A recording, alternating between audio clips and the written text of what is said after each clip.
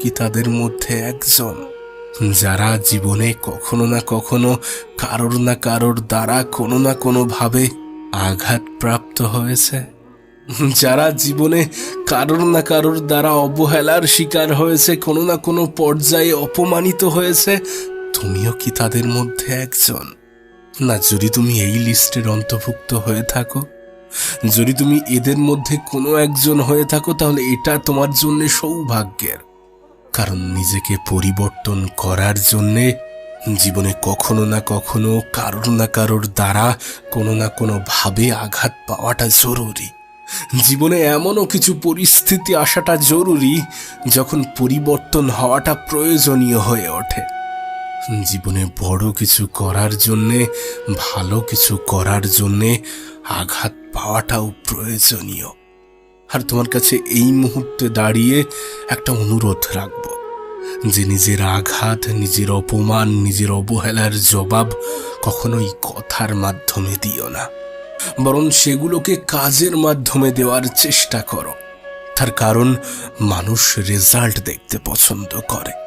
তোমার রেজাল্টটাই তোমার সমস্ত অপমানের যোগ্য জবাব হবে। শোনো, তোমাকে বলি, পরিস্থিতির সাপেক্ষে মানুষের চিন্তা ভাবনাও পরিবর্তন হবে। যখন তোমার জীবনটা পরিবর্তন হবে, তখন মানুষের তোমার প্রতি ধারণাও পাল্টাবে। পরিস্থিতির সাপেক্ষে বুঝে যাবে যে মানুষ তোমাকে কতটা ভালোবাসে আর তোমার অবস্থানকে কতটা ভালোবাসে। সময়ের সাথে সাথে শুধুমাত্র মানুষের বয়স বৃদ্ধি পায় না, বরং মানুষ চেনার ক্ষমতাও বৃদ্ধি পায়। কারণ সময়ের সাথে সাথে তো মানুষের অভিজ্ঞতাও বাড়তে থাকে, আর মানুষের অভিজ্ঞতাই তো একমাত্র জিনিস যেটা মানুষ চিনতে সাহায্য করে। নিজের জীবনটাকে পরিবর্তন করো, নিজের মধ্যে পরিবর্তন আনার চেষ্টা করো, নিজের পরিস্থিতিকে পাল্টানোর চেষ্টা করো। দেখবে মানুষ তোমাকে ভালোবাসতে শুরু করবে। হ্যাঁ, সেই সকল মানুষ যারা তোমাকে অবহেলার চোখে দেখত, যারা তোমাকে বলতো যে তোমার দ্বারা কিছু হবে না, তারাই বলতে বাধ্য হবে যে হ্যাঁ, আমাদের বিশ্বাস ছিল তুমিই পারবে। তোমার জীবনের মধ্যে এমন পরিবর্তন আসা উচিত যেন তোমাকে আঘাত দেওয়া মানুষগুলোও অপমানিত বোধ করে, যেন তোমাকে ছেড়ে যাওয়া মানুষগুলোও ফিরে আসার আক্ষেপ প্রকাশ করে। তোমার কাছে অনুরোধ করব, সৃষ্টিকর্তার দিকে তাকিয়ে বসে থেকো না। তিনি তোমার জীবনে পরিবর্তন আনবেন না, কারণ তিনি তো তোমার অপেক্ষায় বসে আছেন যে তুমি কখন শুরু করবে, তুমি কখন নিজেকে পাল্টাবে। তিনি তো তোমাকে সাহায্য করার জন্য বসেই আছেন, তুমি তো এগিয়ে যাচ্ছ না। কখনো নিজের যোগ্যতার প্রতি সন্দেহ করো না। মনে রেখো, তোমার থেকেও খারাপ পর্যায়ে থেকে এ পৃথিবীর হাজারো মানুষ তোমার থেকে ভালো কিছু করছে। তাহলে ভেবে দেখো তোমার ক্ষমতা কতটা।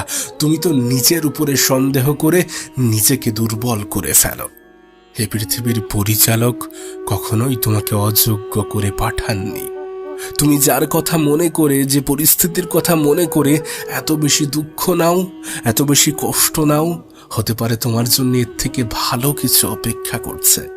হতে পারে তিনি তোমার জন্য এর থেকে বেটার কিছু ভেবে রেখেছেন, যেটা তুমি কল্পনাও করনি, যেটা তুমি স্বপ্নতেও ভাবনি।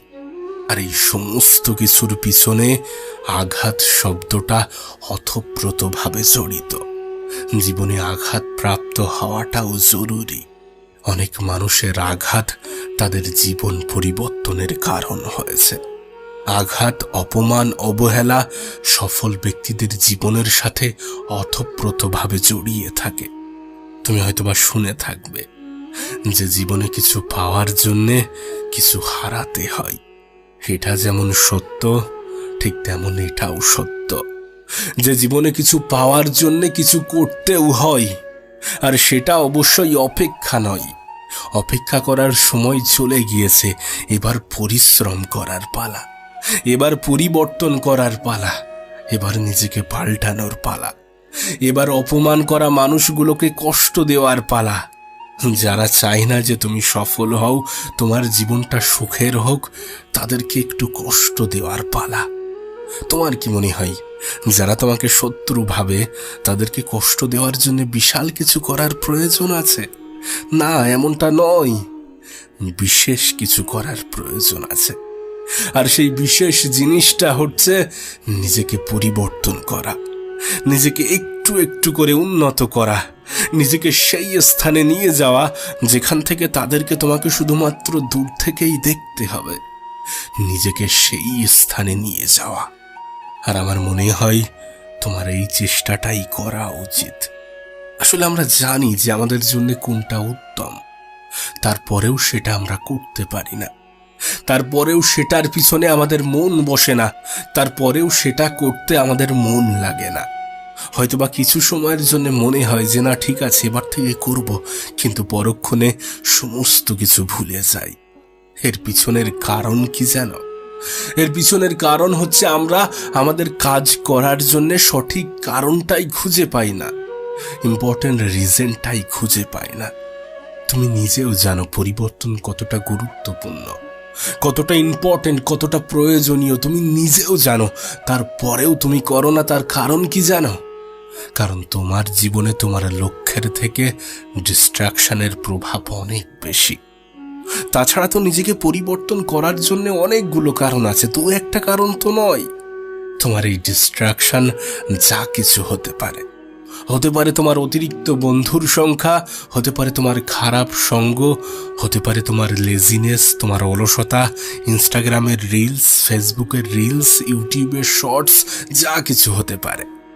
আমি জানি না এগুলো তোমার জীবনে কতটা পজিটিভ প্রভাব ফেলে, কিন্তু এটুকু বলতে পারি যে তোমার জীবনের গুরুত্বপূর্ণ সময়কে অত্যন্ত বাজেভাবে নষ্ট করে, তোমার জীবনের সব থেকে বড় সম্পদকে অত্যন্ত বাজেভাবে নষ্ট করে।